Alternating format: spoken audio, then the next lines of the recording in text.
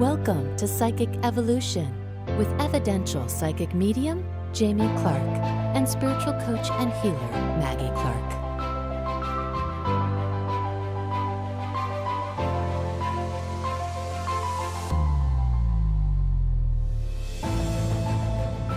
And welcome back to another episode of Psychic Evolution. I'm Jamie Clark.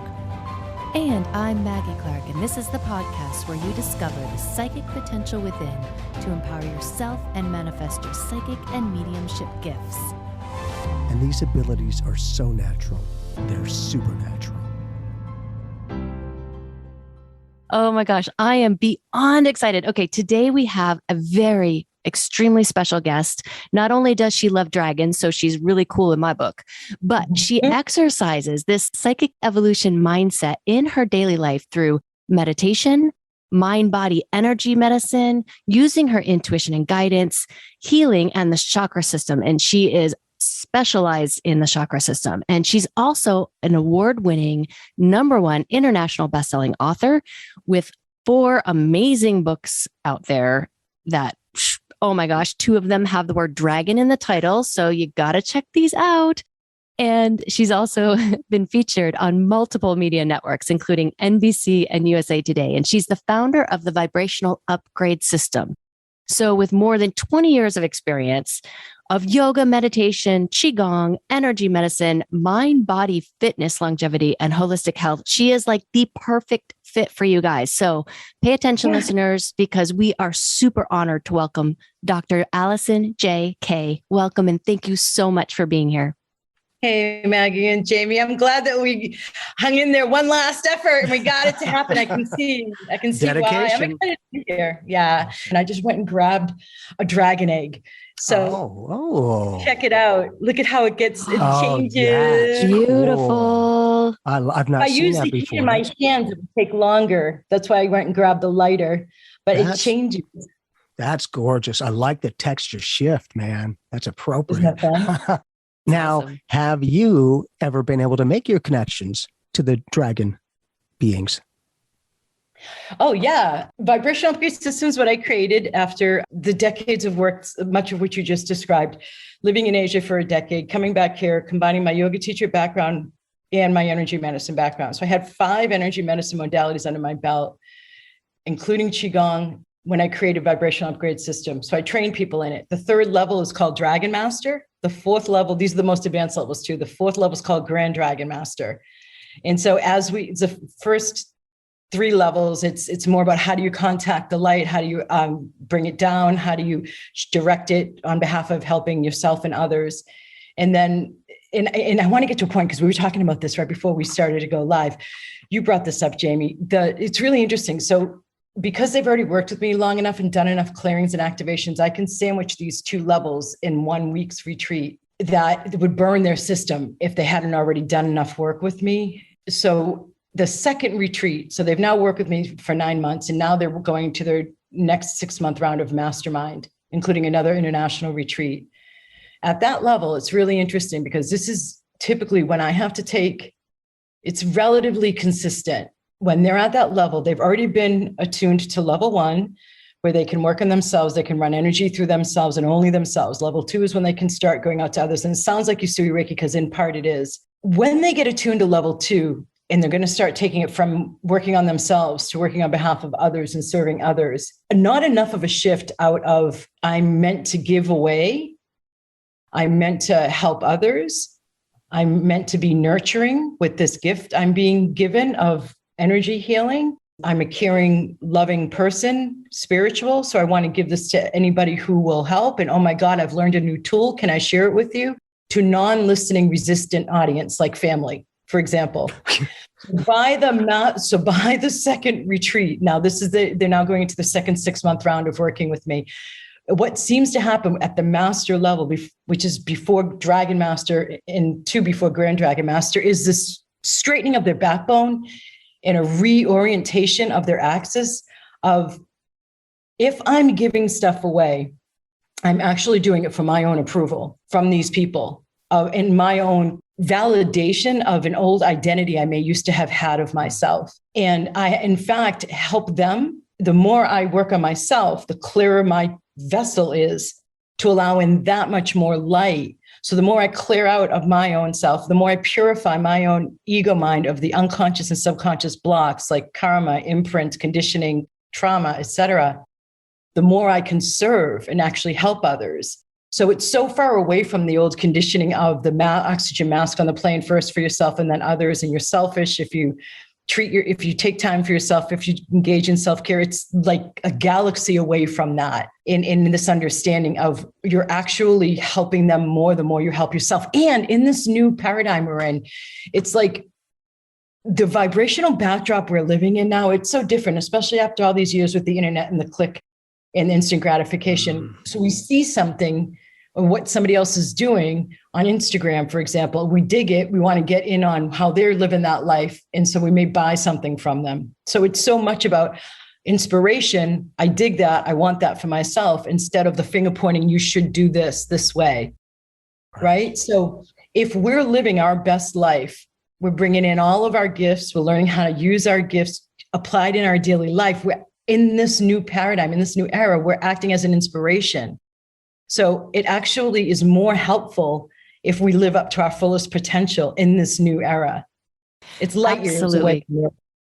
Absolutely. I think that we have a tendency to give so much of ourselves away, thinking, oh, if I serve everyone and I work hard, I'm just going to speak about my own ego for a moment, and I do all these things and it's going to be good. But taking time for yourself and really integrating your own spiritual growth and your own progress, we have to take the time to integrate. And I think that is sometimes a missing piece, is that we try to keep moving for the next level and the next advancement and the next thing.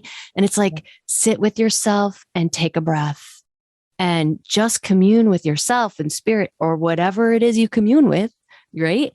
And let it all like settle in. It's like the rich soil in the earth gets rich because it settles and settles and settles, and all those nutrients are there to take advantage of. And so settling is part of this process, and patience is an absolute must. So have you ever seen a mother teaching a child in the garden how to plant a seed and grow a vegetable? You don't ever see the mother taking the child with two little chairs or mats to kneel on the soil by the plant and have their hands over the plant and say, and scream at it, you must grow now. Like nobody teaches gardening that way.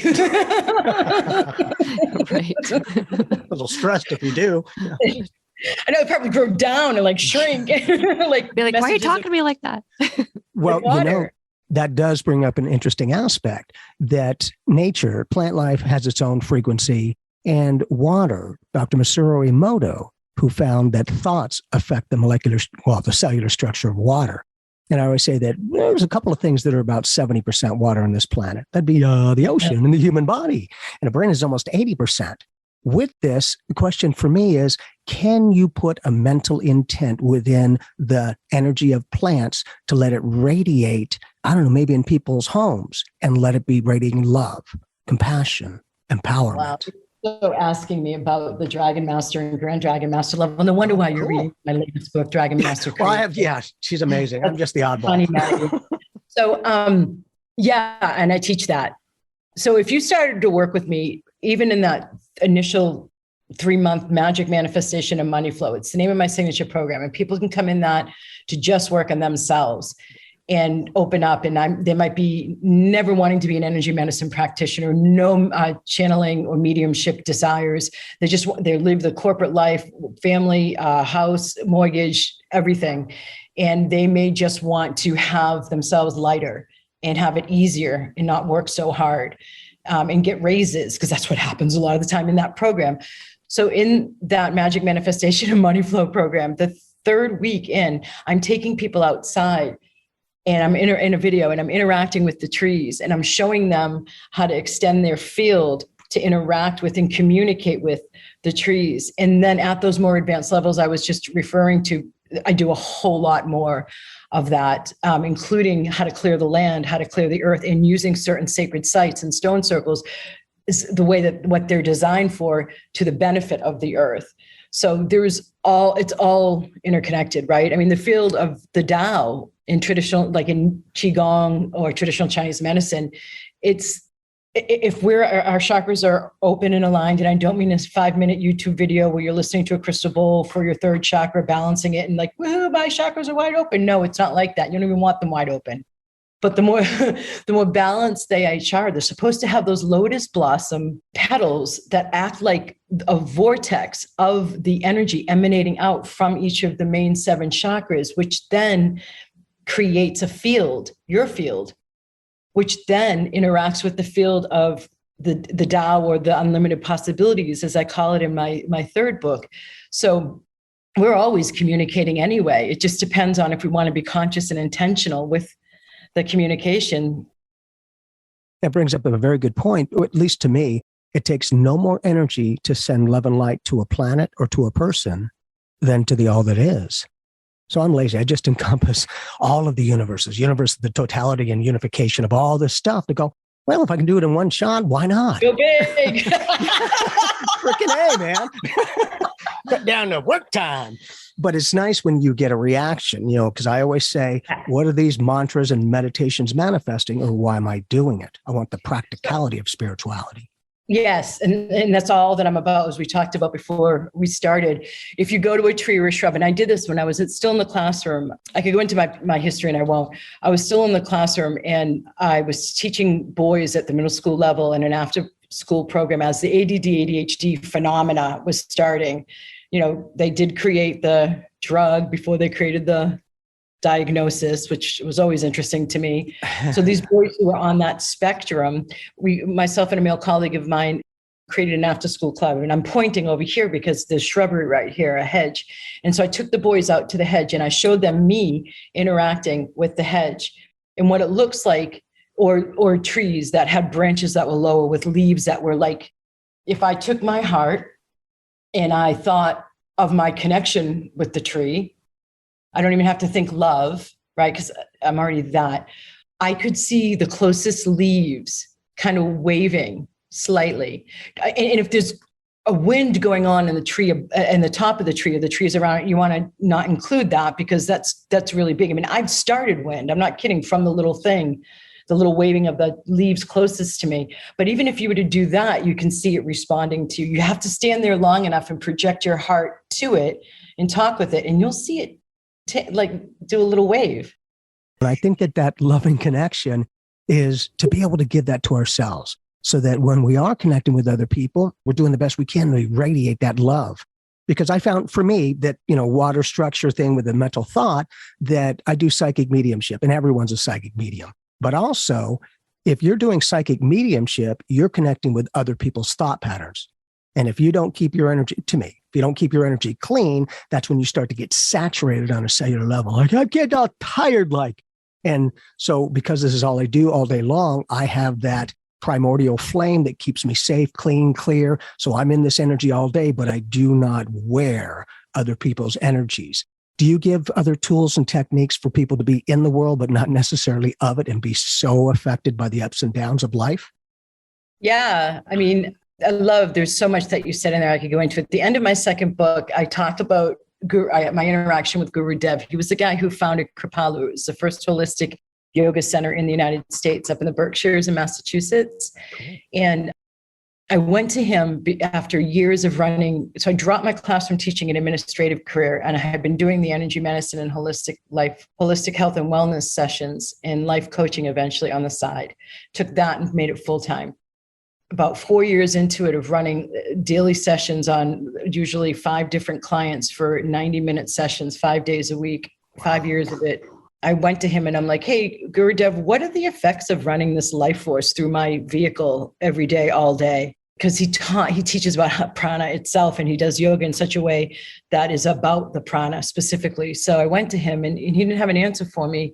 Instead, he loves body work. And so I ended up treating him with my energy medicine. So we interacted for a couple more times. I think I gave him 3 to 5 sessions. And finally, I asked him, is that life force, the prana or the ki, like is in Reiki, or the chi, like in Qigong, is that vital life force energy basically another way of saying soul force? And he nodded his head and smiled in that typical Asian teacher way. And then I asked him, is that soul force also considered like unconditional love force?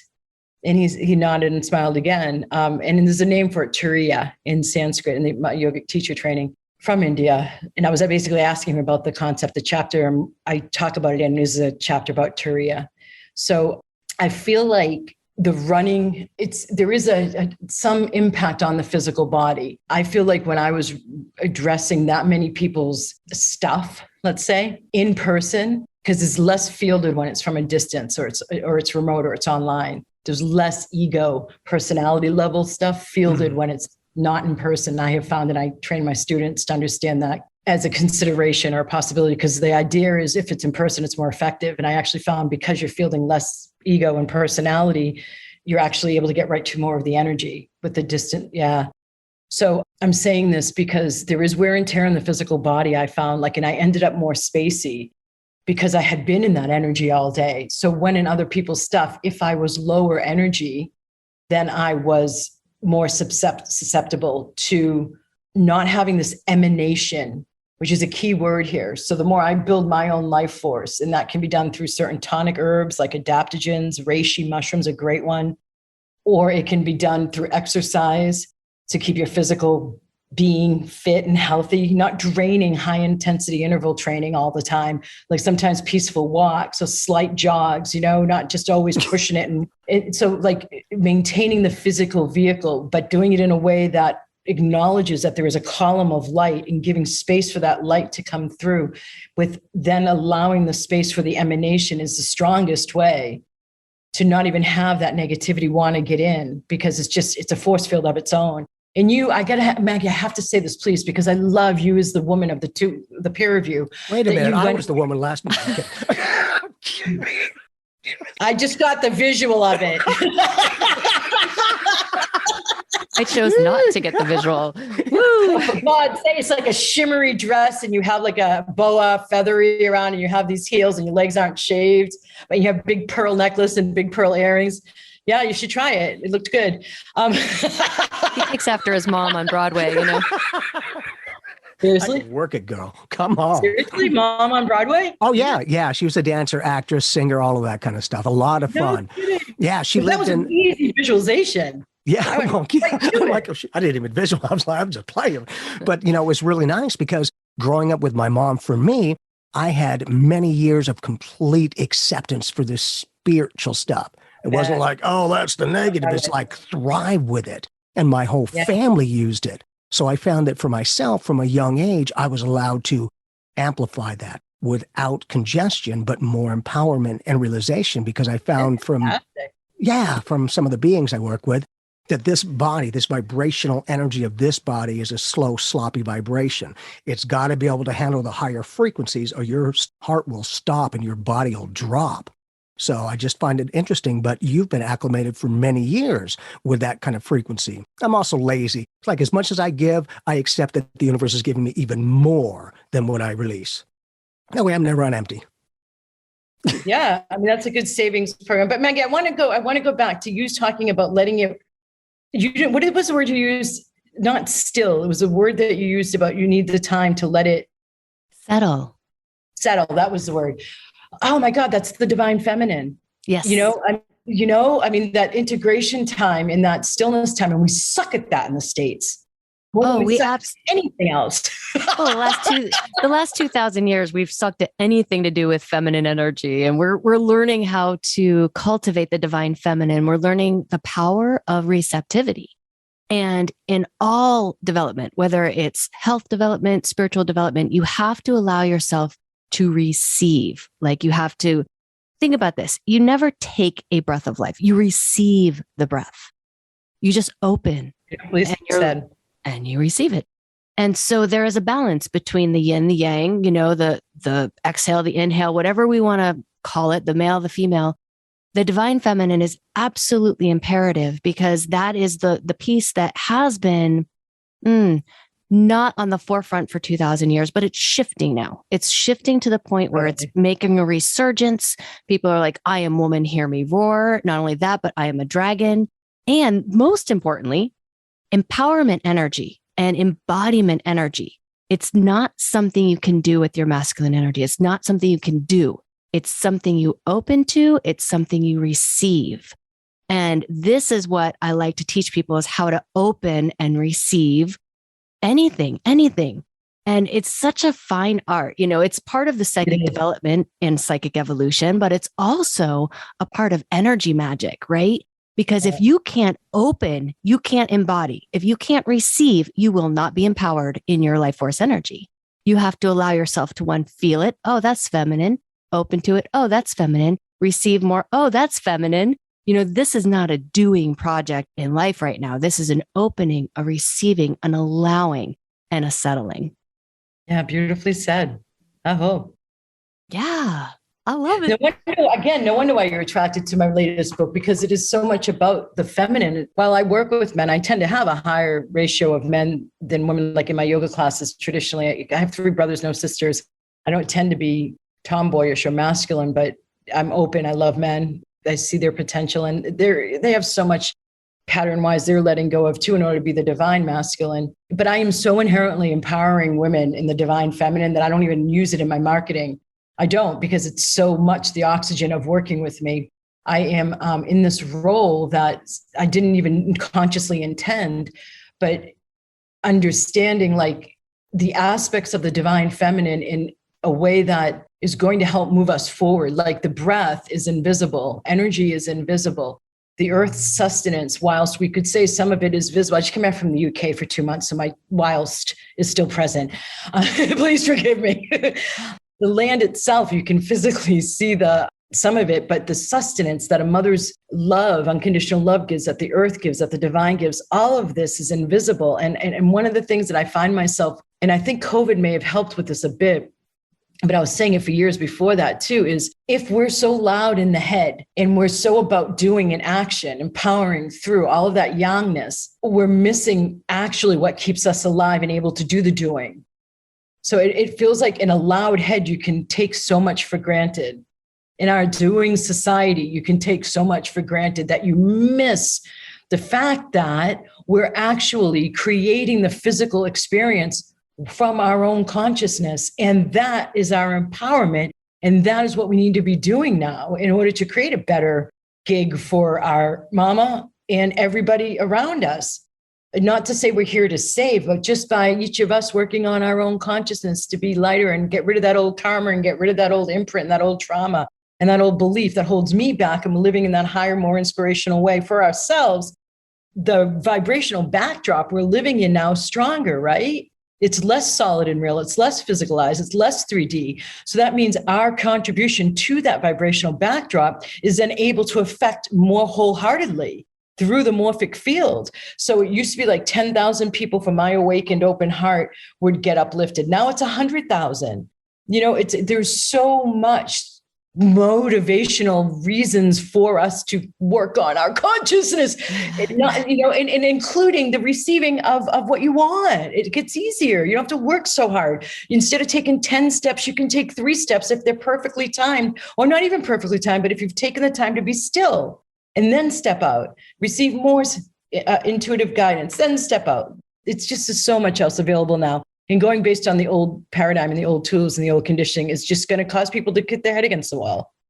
And that brings up an interesting thought that I had. Manifestation, I've learned it's in some of the chakra system, this happens in your sacral chakra or in your womb space, right? Where this is manifestation. It happens in the feminine when you allow yourself to receive. And have you heard this, or have you received any messages around manifestation and what chakras it's connected to? Yeah. Oh, yeah. I mean, you're so funny asking that. No wonder why we were meant to have this interview. I've never been asked this on the hundreds and hundreds and hundreds of podcasts I've been on. My Magic Manifestation and Money Flow signature program that I created. Like, I came back from Asia expecting to talk about spiritual awakening, yoga, holistic health and wellness. And in 2010, people are in front of me at workshops, and they were so in fear they couldn't receive the clearings and the activations on another topic or one of the 3 that I just mentioned.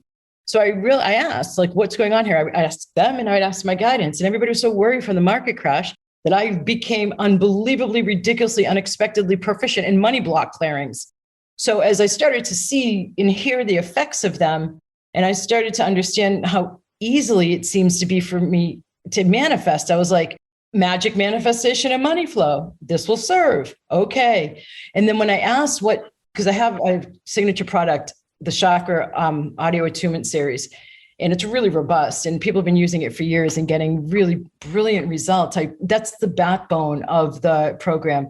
And when I asked what order do they want to be in for magic, manifestation, and money flow, it wasn't 1 through 7. It was a really interesting order. So I'm not going to give it away. But you can find it on your website. Yeah, under programs.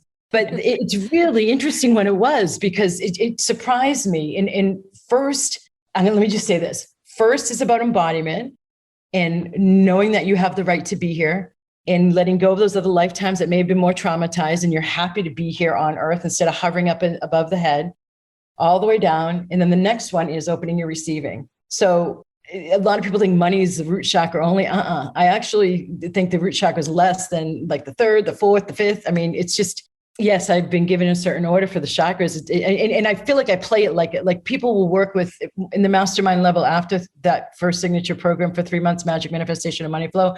Well, I'll be like, okay, right now, based on what you're asking me for, why don't you work with 5th chakra, the 3rd, and the sacral? And so it's like a prescription, and it's kind of like attuning people's chakra column like an instrument for what they're going for now, once there's been enough fundamental or foundational clearing. That's great. Thank you so much for sharing that. I love that. Yeah. I got to get into dragons. I have to get into dragons. I love them, love them, love them. I've been attuned to dragon energy since I was a little girl. I dream about them all the time. They come to me in meditations. Love dragons. So I'll let you tell the listeners, what do dragons represent on an energy level? What you think, if you'll let me. Okay. I do. I'll tell you what I think, but I really want to hear what you think too. Okay. So dragon to me is the highest form of embodied and enlightenment energy that you can attune yourself to in a physical vehicle. Now, you take the energy of the snake, which is transformation, which is healing, right? And then you give it some wings. And those wings are about expanded consciousness. So not only can you navigate the earth, but you can navigate the sky. So you have the as above, so below in a fully embodied consciousness. The fire of the dragon represents the life force energy, or where the soul connects to the life force energy for embodiment. And to be able to breathe that fire is to be able to fully embody the soul in an incarnate. Well, you can never fully embody the whole soul energy. You could probably blow it, but like fully embody that life force energy in the physical in a lifetime. And then you'd be able to breathe fire. You'd be able to control the elements. It's an alchemizational process of what you would call maybe the magician. So to me, that's a small bit of what I love about dragons. Yeah, the small little tidbits, you know. What about you, Jamie? Do you have a relationship to dragons, or is that all Maggie? That's mainly Maggie, and I've always appreciated her connection because she thrives with that. And so we have a lot of dragons around the house. Yeah, it's a really great energy. You know, it's just another consciousness, another being, another vehicle. So to me, it's like, yeah, and here we go. In a way, that looks like a big dragon. It could be a big dragon's eye without the mascara. Oh, yeah, except it's Friday night, so. I'm kidding. Your mother was on Broadway. Oh, yeah. I learned from the best. Uh-huh. So my understanding of dragons is a bit different. I encountered a load of dragons, as you would guess, in the East when I was living there. I used to always go at least once a month. I was in the capital in Taipei frequently for my own entertainment on the weekends. And there was a jade market that was underneath like 5 to 10 blocks of overpass and loads of Tibetan jewelry, like all the big turquoise and coral and old ancient stuff that was really cool. And then there's a little bit less dragon representation in India when I went there for my yoga teacher training. But the dragons really used as a feathered serpent now with the Mayans, where I also have done a lot of VIP retreat trips, taking them there. So I've been dancing with the dragon energy as empowerment for a long time. But it wasn't until I started going to the UK, leading these trainings over in the UK, in the Druidic land, that I really started to feel dragon energy in an alive way.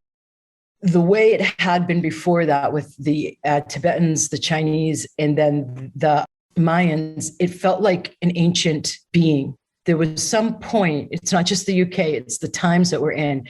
It's like, my understanding is that the dragons, because we have made enough progress, humanity's made enough progress, the dimensions were able to open again. Yeah. That they were with us in look what I just did. I'm looking like their wings. They were in the days of Atlantis, they were around, as were unicorns. Let's just play with this idea. And that was when it was pure and harmonics and only had to balance the chakras every day for pure health. Everything, people spoke their truth, spoke truthfully. Everything was in harmony. So dragons were able to be in that vibration, and unicorns were. And when Atlantis fell, they went away. And so now we're just opening again. I feel like it was around 2016-ish that enough purification had happened in enough of us that the vibrations were raising.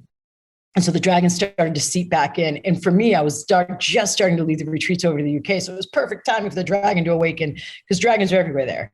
They're on the Welsh flag, they're King Arthur's flag, they're on, I could go on and on, I won't. I go into that in my Reasonable Dragons book, though, my number 3 book. And that's the only one on Audible, if you want to play with that. And I recorded it over there right after I was done with retreats. People love that version. So for me, you said snake, Maggie, and snake, my understanding is that snake is heavy medicine. And what I mean by that is it's not the butterfly transformation, and it's not the bat hanging upside down shamanic death. It's a lighter shamanic death and a heavier transformation, meaning it's transmutation. Yes. So in my clearing verbal that I use and I teach my practitioners, I talk about the flames of transmutation, what I direct at them.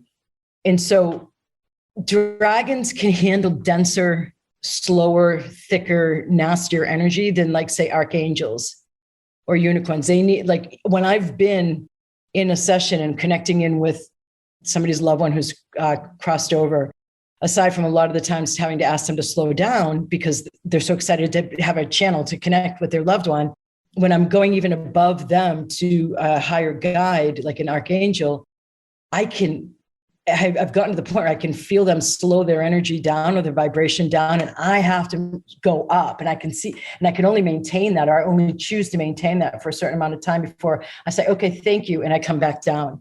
So dragons can delve into that density that, like archangels, it seems like, fairies can delve in, create density too, from what I understand, but dragons are real good companions who are, my people get personal dragons. We do things to explore opening up to their own magic, the co-magician dragon, and then a personal dragon and a guardian dragon. They just learn a lot about how to help humanity and the earth, particularly the collective of humanity and the earth, with the dragons, as well as their own lives. A bit of it's used for manifestation, but not really. The way that I understand the dragons are here is to help us help humanity and the earth. And that's definitely like my soul's mission is, okay, I want to help as many people as I can expand the consciousness of humanity. It's like a broad thing, maybe one person at a time, maybe one podcast episode at a time, but definitely it's so that the people here on earth, I don't even know how we even made it this far as a race, to be honest with you, because we got dumb. We got really dumb in the last 2,000 years. I don't know how to say it very politely, but we were stripped of so much power,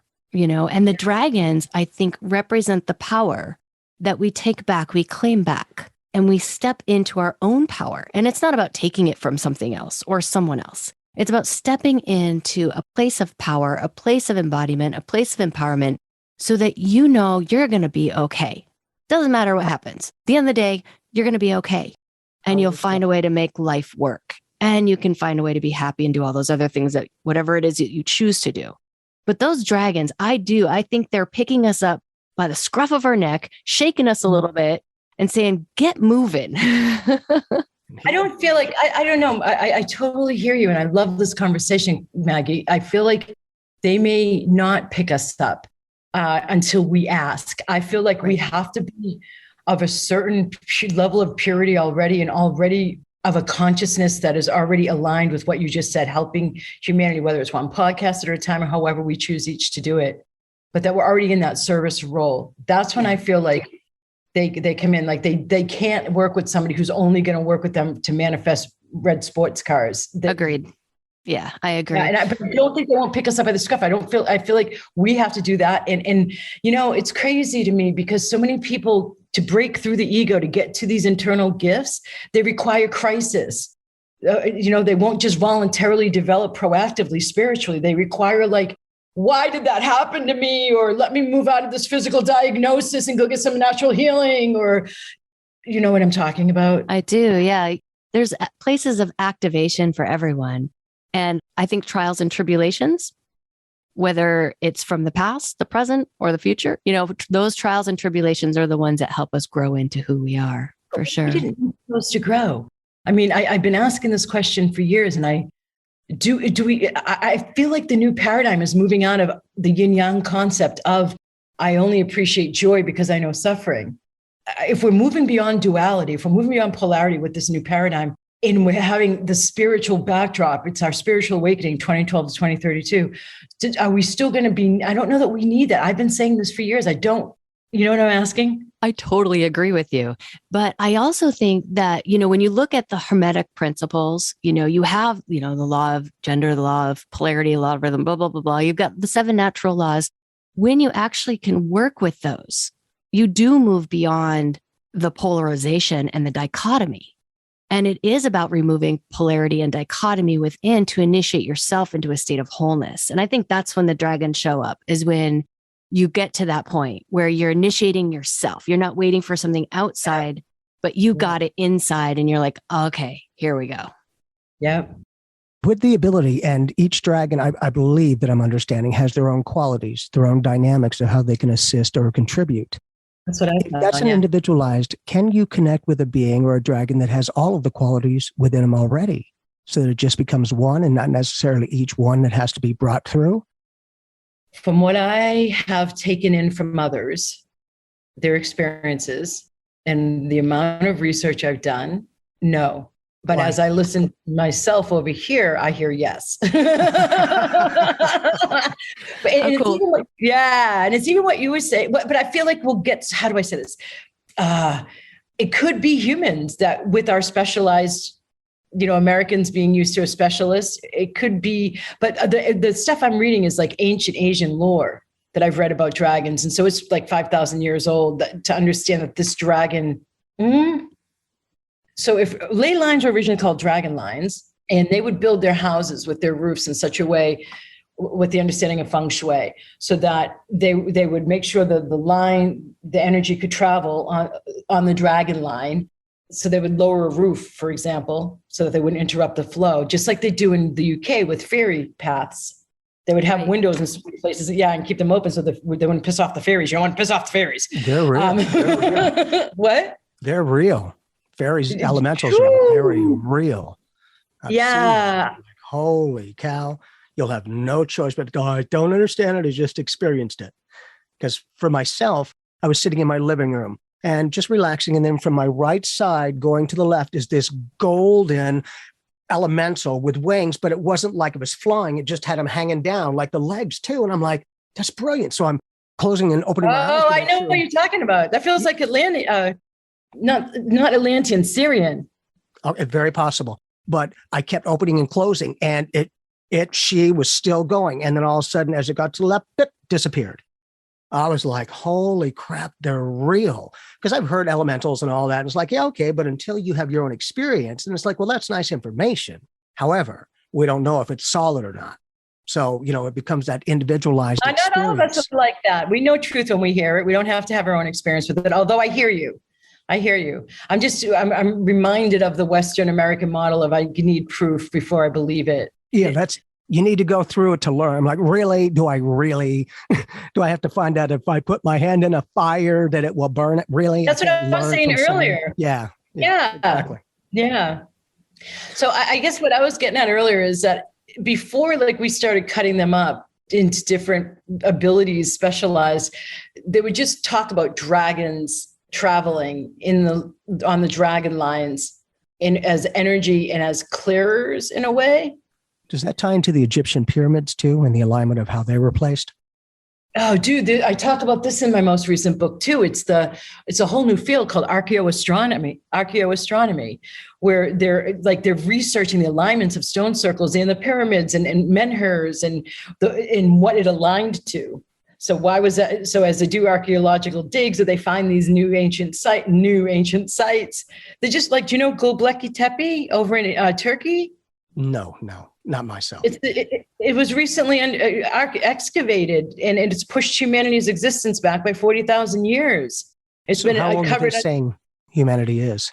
Do you know? I don't have a recent update other than it's all over the place right now, because I really feel like archaeology is going through a revolution right now, and they're discovering stuff, and we keep new, and a lot of it is in the Mediterranean area, as you bring up Egypt. So and there's a lot of understanding as they excavate these new places. They look and check, what did it align to? I take at the Dragon Master level, on the retreats we go to in the UK, I take my students to a stone circle that has a central stone that was intentionally planted like at a 45 degree. It's not tilted. They've done measurements to see it was planted to be at a 45 degree, and it actually points right to the Pleiades. Nice. Kind of a nice reminder right in our face to go, are we paying attention? Oh, but I don't know if they're right in your face. Like, these things stay hidden, man. I've been in a van with my driver that I hire, and I'm on my phone map, and he's on the sat nav, and we think we're right on the stone circle, and we have to drive in the same freak neighborhood for 15 minutes before we're allowed in. And we park, and then we have to walk a procession for like 15 minutes to find it in the middle of a field. These things stay hidden until like your right energy. It's wild. Like the pyramids, they have 7 gateways. And so so a lot of these stone circles have a sense of procession that you go through this certain. Newgrange in Ireland has this too, to purify you of your everyday thoughts. So as you get closer and closer to the power center, you're clearer and cleaner and of the right vibration and consciousness. Beautiful. These ancient spirits and stuff, man. That's awesome. Just like what you were saying, got stupid in the last 2,000 years. Oh, we did. I mean, but when patriarchy took over and the feminine was crushed and your sexual energy was horrified, I mean, it just stripped people of their own energy, their own power. They couldn't connect. They were just ashamed or guilty or whatever. But we could go on and on about that, but we don't. Doing my first book, I trace it back to exactly what you talked about. I didn't even know I was back to that. Yeah. So, but we're waking up, we are at a point of, evolution of humanity and culture and a whole bunch of, you could say dimensions and frequencies, whatever, but we are at the point as a collective that we're all ready. Well, we're all ready for something new. We're all ready for a new type of normal that doesn't look anything like this, which I'm excited about. I don't know how different it's going to look, Maggie. I've been asking questions about that, because I know that like the dimensions. So as we sit here, the dimension of the 4th is right here. 5th is right here. 6th is right here, right? It's not up out of my reach. It's just the shift in our own consciousness. So if we're good. It's like folding a piece of paper and going to the other side. Right. So if it's like being on one side of the paper and wanting to go to this side, and you just fold it and you go right there. Yeah. Nice. So if it's right there, and we're bringing it in more to right here, I don't know how different it's going to look. It's going to feel different. We're going to be able to do different stuff. Mm-hmm. Which will create a new look. You function from that higher frequency, that patterning, and start to realize that, for me, what we think about and our attention to those thoughts creates vibrational patterns of connection. So it'll bring you the people, circumstances, and experiences.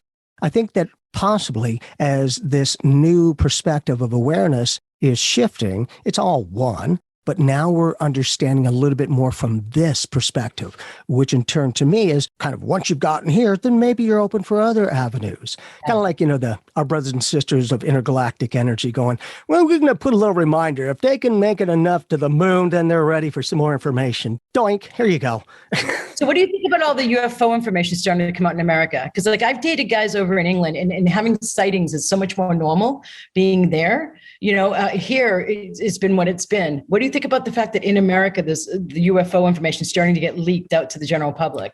Well, it's like, that's lovely, but that's just the tip. It's like, oh, isn't that cute? Really? Just from my awareness, we're not originally from here. Genetics and, all that DNA kind of restructuring type of thing has really lent an energy. Because I always see life as relative. We're extraterrestrials to everyone else. I'm like, and so, it's that kind of law of equivalence that it can be no more and no less than that with which you comprehend things to be. So it's a perfect alignment. But I think also in this case, when these dynamics are shifting, not only is it the dimensional frequency shift, but when our brothers and sisters from elsewhere are standing before us, God, the religion as you know it, is gone. Because now it's like, well, who's your Rose by any other name is still a rose. And so these ancient sites, they're starting to help with understanding our origins. Like they talk about a part of Peru, they talk about a part of like Göbekli Tepe, maybe like the alignments with Sirius of all of Egypt. Like if you look at Isis's name, Sirius is in there.